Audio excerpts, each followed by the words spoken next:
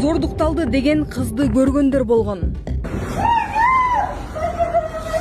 Буга чейин Бишкекте кафеден 5 жигит бир кызды кол бутунан көтөрүп чыгып кетип, талак алып барып зордуктаганы айтылган. Интернетте дагы бир видео тарады. Күбөлөр тарткан видеодон кыз байке деп жалбырып кыйкырып жатканын угууга болот. Бирок тиги бешөө болбой машинага салып кетишкен. Видеонун автору кызды күзөтчүлөр алып чыгып жатат деп ойлоп, окуяга аралашпагандыгын айткан. Белгилей кетсек, учурда 23-24 жаштагы 5 шектүү кармалып тергөө жүрүүдө.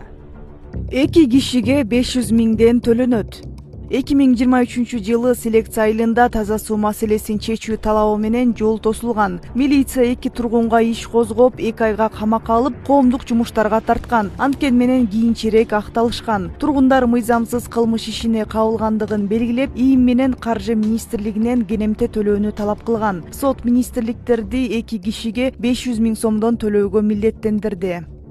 Оштун мэри көз жашын тыя албай.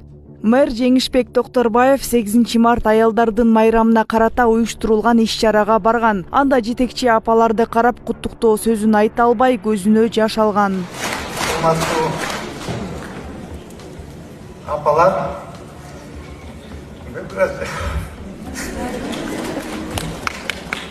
апамдарды көрүп жашып кетти.